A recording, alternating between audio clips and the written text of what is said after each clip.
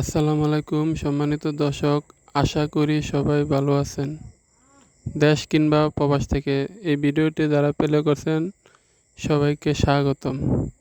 বিসমিল্লাহ। আধুনিক কৃষি খামারের এই সবজি ক্ষেতের অনেক দিন যাবৎ ভিডিও আপলোড করা হয় না।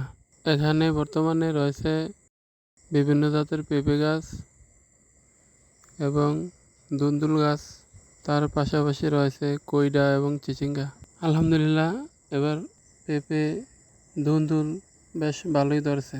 এখানে দেশি কাঁচামরিচ রয়েছে, তারপর আরও রয়েছে বেগুন। তো এখন বর্ষাকালে এখানে পানি ওঠে আশেপাশে, এক সাইড মাটি দিয়ে উঁচু করা হয়েছে, চারপাশে নেট দিয়ে বেরিয়ে দেওয়া আছে। এগুলা সব দেশি জাতের সবজি, এখানে হাইব্রিড কোনো জাত রোপণ করা হয় নাই। আমি সবাইকে একটি মেসেজ দিতে চাই, যাদের আশেপাশে পরিত্যক্ত জমি পড়ে আছে, আমরা অলসতা না করে যার যার পরিত্যক্ত জমি রয়েছে অবশ্যই সেখানে আমরা কোনো না কোনো কিছু চাষাবাদ করব। ইচ্ছাশক্তি থাকলেই মানুষের সব কিছু করা সম্ভব। মহান আল্লাহ তাআলা আমাদেরকে ভালো কাজের ইচ্ছাশক্তি দিন।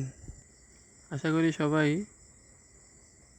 পরিত্যক্ত জায়গা ফেলে না রেখে কোনো শাক কিংবা সবজি চাষ করবেন। গ্রামের মানুষ আশা করি সবাই কোনো জমি ফেলে রাখবেন না, কোনো না কোনো কিছু চাষ করবেনই ইনশাল্লাহ। আমি একটি বেসরকারি প্রতিষ্ঠানে চাকরি করি।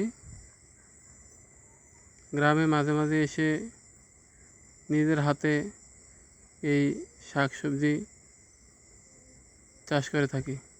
তো আমার ব্যক্তিগতভাবে খুবই ভালো লাগে, কারণ নিজের ছোট হোক বড় হোক কষ্টের পরিশ্রমের ফল যখন পাওয়া যায়, আলহামদুলিল্লাহ খুবই ভালো লাগে। এতে করে নিজেদের পরিবারের পুষ্টির চাহিদা পূরণ হয়। আমরা কোনো কাজকে ছোট করে দেখব না ইনশাল্লাহ, প্রতিটা কাজই আমরা যত্ন সহকারে করব। যার যার জায়গা থেকে আমরা হালাল ইনকামের জন্য চেষ্টা করব, কারণ হালাল ইনকামে রয়েছে বারাকা।